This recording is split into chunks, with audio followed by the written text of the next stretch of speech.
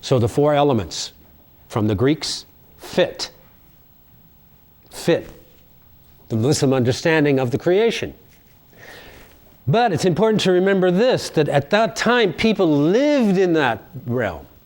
They were not trained to think in terms of molecules and atoms and calcium and et cetera, et cetera, et cetera, et cetera. All the things that we have, that we work with now, that actually inform not only our science and our therapy and our approach to science, but they inform our very being. Do you understand what I'm saying here? We have a particular attitude about what we are and who we are based on that information that's been fed to us year after year after year. Just as that person who had an understanding of earth, air, fire, and water as being the basic elements from which everything is made up had.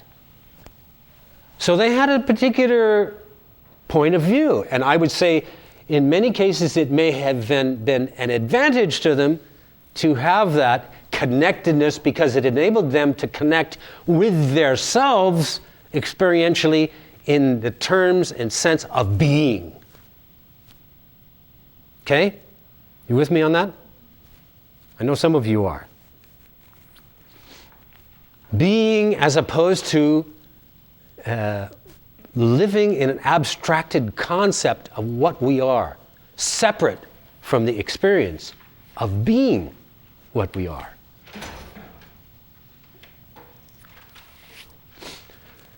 So that became the medicine of the Muslims, and then they began to elaborate on it. Galen, Jalinus, the Greek, Avicenna, Ibn Sina took from him and elaborated and added to what he had presented. I have a recipe that came down from Hakim to Hakim to Hakim. I have a recipe that was given from my teacher that came from Jalinus, from Galen. And it's actually a liver remedy. It's got about 100 ingredients. So that was the tradition. But all of this went out the door. All of this went out the door, dramatically out the door, with the advent of the modern world.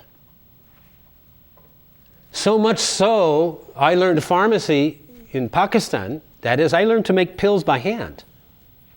By hand, each one. Do you know? And I used to do that. When I'd work with my teacher in the morning, in the afternoon I'd go down to the dawakhana, and then I'd learn to grind. In particular remedies, you learn to use different mortars and pestles. Sometimes you use a marble mortar and pestle, sometimes glass, sometimes iron, sometimes wood, sometimes jade. And depending on what medicine you're making, the understanding, the subtle aspects were so sophisticated that to make a particular remedy, you may use a circular, right? You may do this. But it's very specific for each medicine and each remedy. So it went out the door dramatically. And the traditional understanding that came with Greek medicine, that is of the four humors, earth, air, fire, and water, and then the four humors of the body, that was the tradition that informed modern Western medicine, including the medicine here in America, up until how many years ago?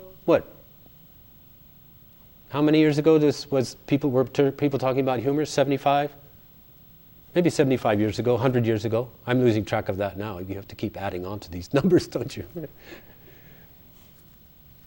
So in our language, those traditions, so the Greeks, let's get back before I talk about the language.